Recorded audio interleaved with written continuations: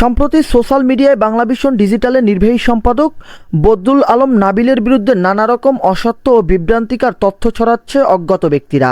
সবশেষ বিএনপির ভারপ্রাপ্ত চেয়ারম্যান তারেক রহমানের নাম জড়িয়ে একটি ফটোকার্ড প্রচার করেন কে বা কাহারা। এর আগে আইন উপদেষ্টা আসিফ নজরুলের বিষয়ে একটি ইতিবাচক বক্তব্য দেয় নাবিলের বিরুদ্ধে অসত্য তথ্য প্রচার করা হয়। এসব বিষয় তার নিজ এলাকার সাধারণ মানুষের নজরে আসলে তারা প্রতিবাদ জানায়।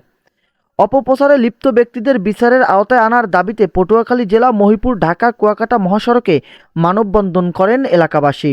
অপপ্রচার ব্যক্তিদের দ্রুত আইনের আওতায় এনে কঠোর বিচারের দাবি জানিয়েছেন তারা। এবং তাদেরকে সতর্ক করতে চাই যে আপনারা তার সাক্ষাৎকারকে, তার লিখনি, তার বক্তব্যকে কাটছাঁট করে মানুষের কাছে ভুল মেসেজ দিচ্ছেন।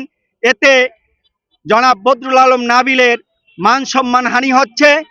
এর প্রতিবাদে আজকের আমার এই মানববন্ধন। এখানে দাঁড়িয়েছি সুস্থ সাংবাদিকতা ফিরে আসুক দেশে, যারা সুস্থ সাংবাদিকতা করে এবং সাংবাদিকদেরকে আমরা সমাজের দর্পণ হিসেবে চিনি। তাদের মাধ্যমে সমাজের অসঙ্গতি এবং অসংলগ্নতা তুলেও ফুটে ওঠে। সে সাংবাদিকতার পিছনে কিছু কুচক্রী মহল আছে যারা তাদেরকে বিভিন্নভাবে বাধা দিয়ে, বিপত্তি দিয়ে তাদেরকে প্রতিপন্ন করে এবং তাদের লেখনীতে বাধা হয়ে দাঁড়ায়। তা আমরা আহ্বান করব যে সমস্ত ভাইয়েরা এই সমস্ত খারাপ কাজ করতেছেন এবং অপপ্রচার চালাচ্ছেন, তারা যাতে এই সমস্ত কাজ থেকে ফিরে আসেন। আল্লাহ তাআলা ধ্বংস করেন এবং সঠিক সংবাদ যেন পরিচালনা করতে পারে এবং এলাকার ঘণ্টাব্যাপী শান্তিপূর্ণ মানববন্ধনে স্থানীয় বিশিষ্ট বর্গ ছাড়াও অংশ নেন মাদ্রাসার ছোট ছোট শিক্ষার্থীরা এবং বৈষম্যবিরোধী ছাত্র আন্দোলনে অংশ নেওয়া শিক্ষার্থীরাও। অপপ্রচারে প্রতিবাদ জানিয়ে তারা বলেন, নাবিল তার জন্মস্থানের সাধারণ মানুষের কাছে কখনো সাংবাদিক, কখনো মানবিক ও দানশীল ব্যক্তি এবং স্বেচ্ছাসেবক হিসাবে পরিচিত। বিশ্ব যখন থমকে গিয়েছিল মহামারী করোনা ভাইরাসে, তখন নিজের জীবন বাজি রেখে তিনি হাজারো পরিবারের মাঝে পৌঁছে দিয়েছে কয়েক সপ্তাহ বাজার। তাকে দেখিনি কখনো রাজনীতিতে জড়াতে। সেই ব্যক্তিকে নিয়ে অপপ্রচার মেনে নিতে পারছেন না এই অঞ্চলের সাধারণ মানুষ। বদরুল আলম নাবিলকে এদেশের সকল মানুষ সৎযোগ্য, ভদ্র, মেধাবী এবং চৌকস সাংবাদিক হিসাবে তাকে চেনে এবং জানে। তাকে জড়িয়ে জনাব তারেক রহমান এবং আসিফ নজরুলকে কেন্দ্র করে যে অপপ্রচার হয়েছে, এটা সর্বৈ মিথ্যা, ডাহা মিথ্যা। এমন মিথ্যাকে আমরা বরদাস্ত করি না। আজকে আমরা এই মহিপুরে মানববন্ধন করেছি। যদি প্রয়োজন হয় আমরা এই জনপদের সকল মানুষ রাজধানীতে যাব এবং যারা কুচক্রী মহল আছে তাদের বিরুদ্ধে আমরা রাজপথে দাঁড়াবো। আমি একজন সাধারণ শিক্ষার্থী হিসেবে, বাংলাদেশের একজন সাধারণ জনগণ হিসেবে এর তীব্র নিন্দা ও প্রতিবাদ জানাই। এই বাংলাদেশের সংবাদ মাধ্যম বা বিভিন্ন প্ল্যাটফর্ম যখন কোভিড-19 চলে, তখন তার সামাজিক কার্যক্রম বা বিভিন্ন দিক থেকে তিনি দেশের জন্য অনেক কিছু করেছেন।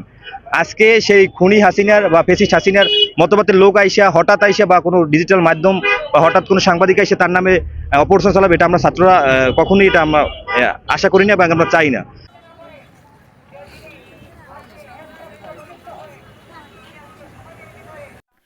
শিক্ষক শিক্ষার্থী ছাড়াও স্থানীয় বিএনপি, জামাত, গণ অধিকার পরিষদ সহ বিভিন্ন রাজনৈতিক দলের নেতাকর্মীরা দলমত নির্বিশেষে এই মানববন্ধনে অংশগ্রহণ করেন। তারা অপপ্রচারকারীদের আইনের আওতায় আনার আহ্বান জানান। চেয়ারম্যান জনাব তারেক রহমান এবং বাংলাভিশনের নির্বাহী সম্পাদক বদরুল আলম নাবিল এবং আমাদের আইন উপদেষ্টা, এদের বিরুদ্ধে একটা অপপ্রচার চালানো হচ্ছে। আমরা তার তীব্র নিন্দা ও প্রতিবাদ জানাচ্ছি।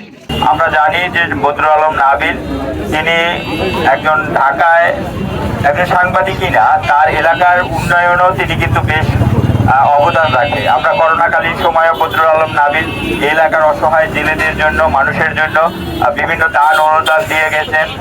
সেটা হচ্ছে বদরুল ইসলাম নাবিলকে আমি একদম ছোটবেলা থেকে দেখি। আমি কোনো রাজনীতির সাথে তার জড়িত থাকতে দেখি না। আমি এ জায়গায় অনেক সাংবাদিক ভাইকে দেখেছি, কিন্তু বদরুল ইসলাম নাবিলকে আমি কখনোই কোনো রাজনৈতিক দলের সাথে সম্পৃক্ততা দেখিনি এখন পর্যন্ত। কিন্তু সাংবাদিকতা করতে গেলে যখন যেই সরকার আসে তখনই তার সম্পর্কে তিনি কথা লিখতে হয়, কলম ধরতে হয়।